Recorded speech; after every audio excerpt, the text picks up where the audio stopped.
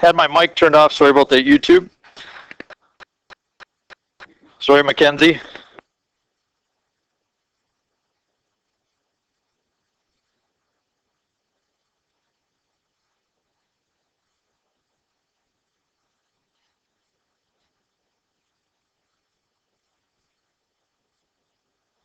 Come together. Okay, so flip it over. Let's figure out how to do this. We've already looked at all these. Let's try example 2. It says differentiate the following. Okay, differentiate the following.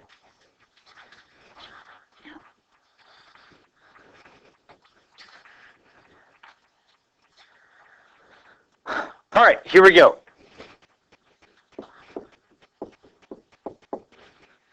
The derivative. I use the quotient rule. The quotient rule is when you have two functions that are divided by each other.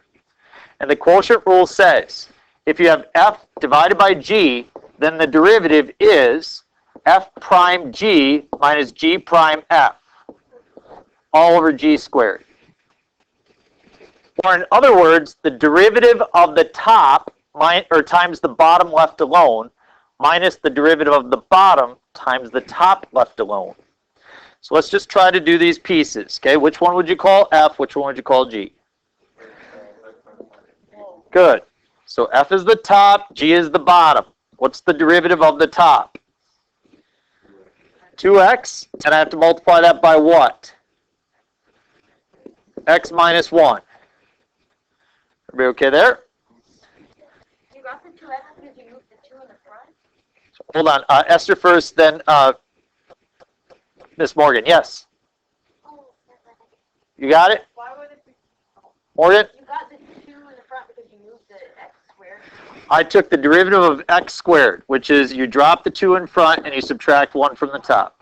Okay. Lindsay? Why would it be called, like, f top, but instead of thinking, like, f over 2 front? Do you see what I mean? Nope. So your f prime of x equals, why you're in it that, aren't we solving the f over g prime?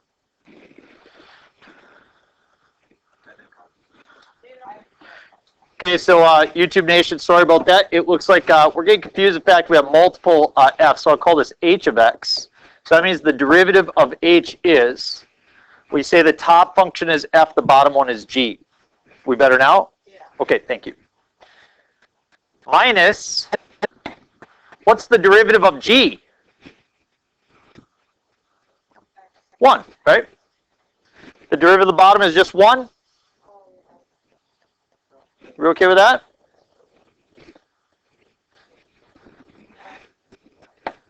Times the top. The top is x squared. All divided by? How did you get the 1? There's not much else to do. We're going to combine like terms. If I distribute the 2x, I get 2x squared minus 2x, and then minus x squared. All over x minus 1 squared. What can I combine? Yeah, the 2x squared, the negative x squared, that makes 1x squared minus 2x, all over x minus 1 quantity squared. So that's the derivative. That's h prime of x right there. Is it better to leave the bottom, like, as, like, the quantity squared? I would leave the bottom in factored form as much as possible. That way it's easy for me to see, like in this situation, as I look at the bottom, I can tell that it's discontinuous at 1, right? And if you look at the original function, it's also discontinuous at 1. That should always show up that it would have the same domain. Whatever the domain of the original function is should be the domain of the other function. Okay? All right. So I want to do just a little bit different exercise here for letter B. Suppose that I hadn't told you how to use the product rule or the quotient rule or anything like that. Then you would have to actually multiply this all out, right? So we're going to take time to just do this 2 ways, okay, to show you how this derivative works out. Suppose I were to rewrite this as just f of x, okay? If you were to multiply this out, what would you get? 10x to the 4th minus 4x cubed minus 30x squared plus 12x. Good. Okay? Sure.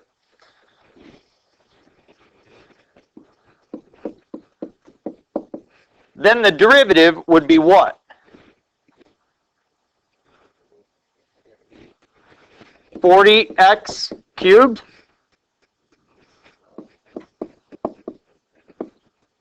minus 60x plus 12.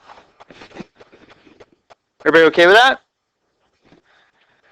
So that's if you write it as a polynomial, right? So if we write it out as a polynomial in this form, we take the derivative, we see what we get. Now I'm going to do the same thing, except I'm going to take the derivative by using the product rule.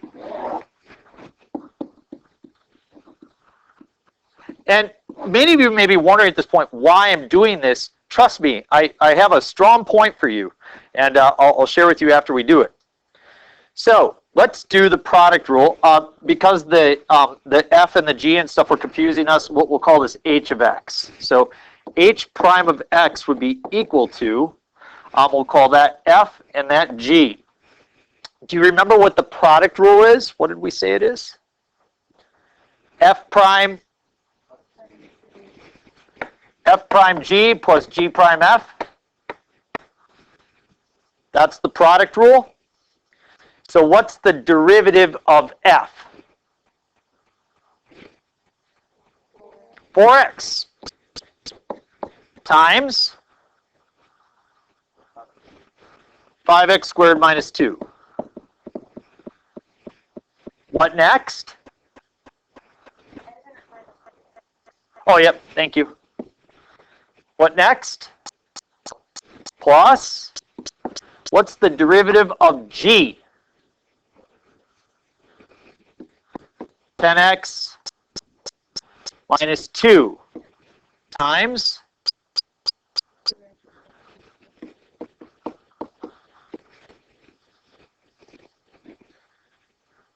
so I'm going to work this out and see if I come up with that same thing, taking the derivative in two different ways. I'll distribute the 4x and I get 20x cubed minus 8x squared plus 2x squared times 10x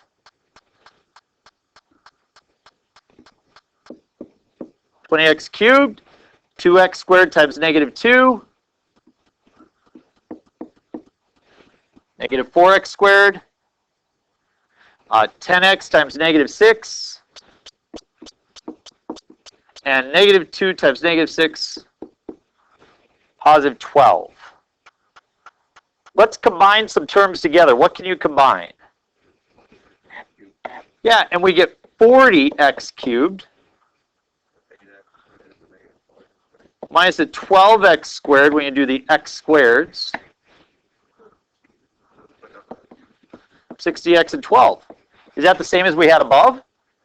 It is.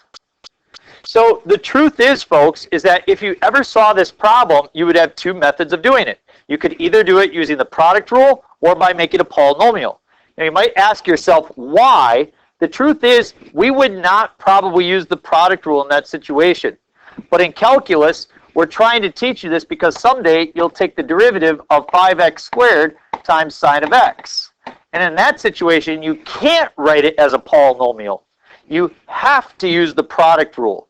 So there's other things we're going to learn later on where you will not be given options. Veda? Very good. So what I want to try is just starting the assignment. When you multiplied it out, did you get x squared minus x minus 6? And you took that derivative and you got 2x minus 1. Agreed? So then the second one, we should get the same. So here's what I have using the product rule. I have 1 times x plus 2 plus 1 times x minus 3. Is that what you had? As you add those together, we get 2x and negative 1. You should be able to do the same thing for b. If you're struggling with letter A, let me know. I'll come around and help you. And then we're going to go to 2.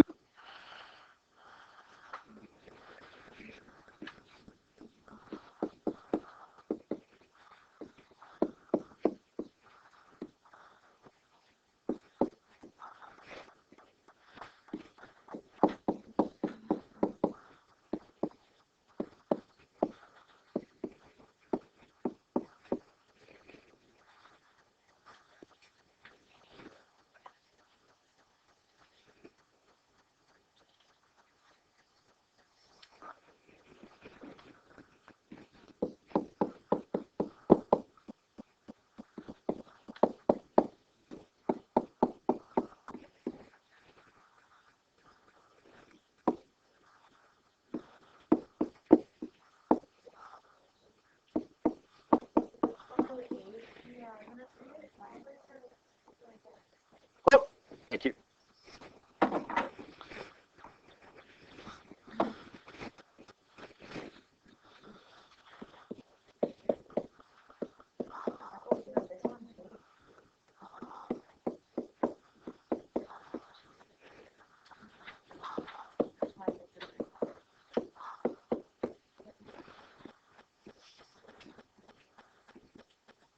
So in both situations for letter B, I came up with 12x cubed minus 27x to the 8th. We should be able to get those to work out. When we get to the quotient rule, it's slightly different. Anybody questions with letter B?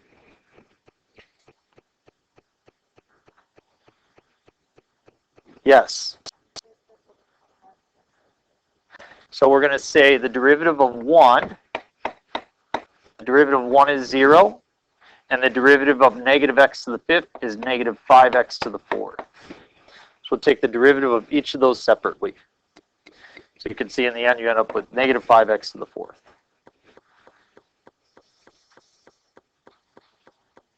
Okay, then let's pause there, and we will pick up with doing the same thing, except we will practice using the quotient rule tomorrow. We should be able to finish the rest of the way. So we'll do a couple of these problems together tomorrow, and I'll get your study guide.